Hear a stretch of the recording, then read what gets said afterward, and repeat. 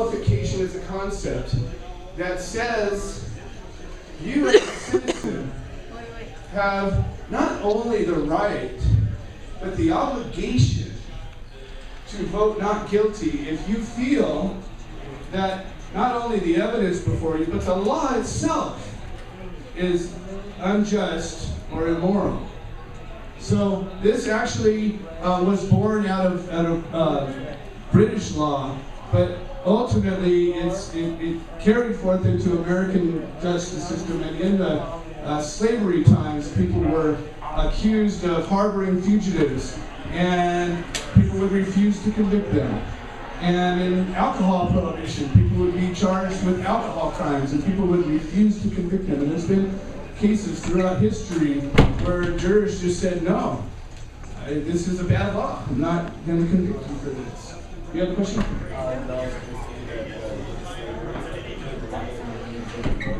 Yeah. And so that when they killed a black kid or whatever, they wouldn't find him guilty or anything. They'd be not guilty and be like, I did it, and then nothing would happen. Well, there's been they use that as an example of why we can't allow this, because during the time when segregation and our civil rights movement was forming, and there was the Jim Crow laws, there was all sorts of turmoil going across America.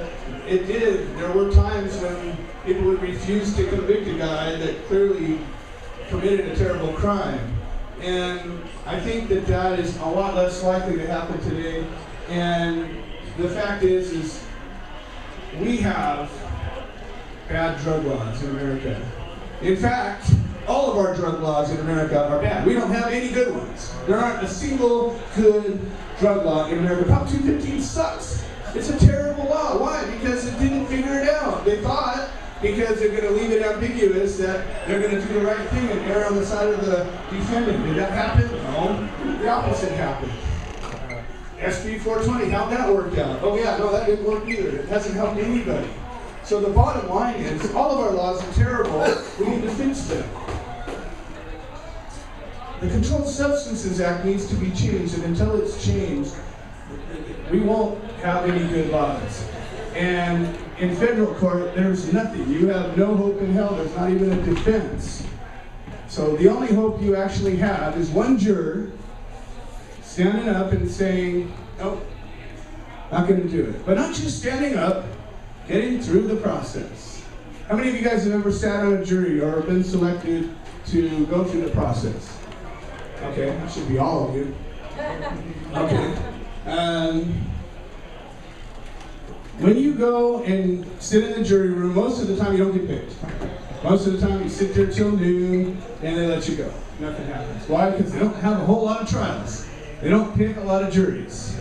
And if you happen to get on a jury pool and they call you in there, what do? They get everybody in there, and the odds of you getting on a pot case are slim anyways. But if you happen to get on one, which of course those are the cases I've sat in and watched, the judge will ask everybody, does any of you have any reason that you would not be able to be fair and impartial and listen to my instruction? And what do you think happens? Hands start raising. And the judge will call them up one by one. Say, what's your problem? And he'll say, well, I just think that these drug laws are bad and I just couldn't convict anybody. You're out. And we just go up one at a time. All of our ringers, all of the people that could help, get tossed. Every once in a while, one gets through. And the other side of the coin is, sometimes we're so militant, we're so angry, and we want to tell everybody, you don't have to do this. Well, you just get thrown off. Okay, if anybody complains about you telling them about jury nullification, you're off that jury. And you could actually be cited for contempt. Okay? But if you were to get picked on this jury, shut the hell up, say, of course, I can agree to be fair, knowing that it's not only your right, but your obligation to judge this law. So of course you can be fair. And you can listen to the judge's instruction. You don't have to follow it, but you can listen to it. And you can have the intent to follow it, assuming that it would be fair. And if it's not, it's your obligation to do the right thing. And then you can sit there during this jury, hopefully you can become foreman and talk about how they did not prove their case, how they didn't prove beyond a shadow of a doubt that this person is guilty. But even if you don't, what do they do? You cast your vote. And everybody casts their vote, and yours is not guilty. And they ask you why. I don't think they proved their case. I don't think he's guilty. That's it. That's all you have to say. And if you stay tight to this, that jury will at very least be hung. And that guy will walk free. Jason Andrews, who was here a minute ago, is a perfect example of that. And one juror walked into his case and said, he knew, after Jason's become friends with him since then, I wasn't going to convict anybody of this. This is ridiculous. And the fact that we were there in supporting it reinforced that. And it made a difference. We were there in that trial. The Littles down in San Diego, the same thing. There was a juror after they were acquitted. They hung on one charge and acquitted the other one. We were talking to some of the jurors, and one guy says, I don't know why they picked me. I was never going to convict this guy. Okay, but that's what we need. We need this to happen every single time.